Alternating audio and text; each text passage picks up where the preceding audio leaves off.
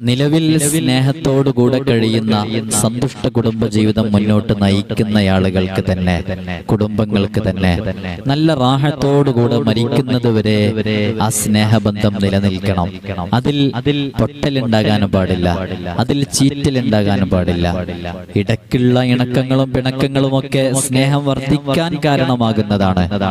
അത്തരം പരിധികൾ വിട്ട് പരസ്പരം ഭിന്നിപ്പിലേക്ക് എത്തുന്ന, പരസ്പരം ഡിവോഴ്സിലേക്ക് എത്തുന്ന രൂപത്തിലേക്ക് ആകാതിരിക്കാൻ വേണ്ടി ശ്രദ്ധിക്കേണ്ട പ്രധാനപ്പെട്ട ഒരു വിഷയമാണ്.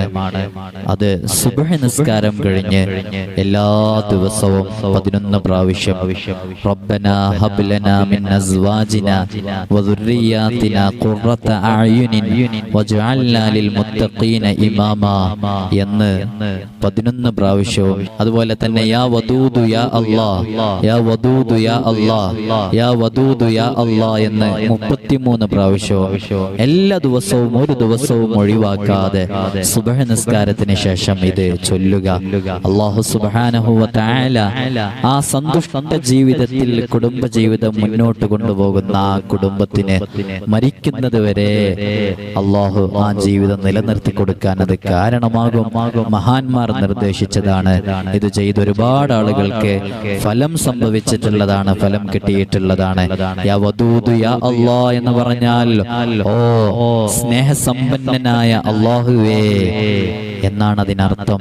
റബ്ബനാ ഹബ് ലനാ മിൻ അസ്വാജിനാ വദുർരിയാതിനാ ഖുർറത അഅ്യുനിൻ വജഅൽനാ ലിൽ മുത്തഖീന ഇമാമാ എന്ന് പറഞ്ഞാൽ അല്ലാഹുവേ ഞങ്ങളുടെ ഇണകളിൽ, ഞങ്ങളുടെ ഭർത്താവിൽ, ഞങ്ങളുടെ മക്കളിൽ നീ സന്തോഷവും ഖൈറും നൽകണം, നീ കൺകുളിർമയാക്കണം എന്ന ദുആ ആണ്.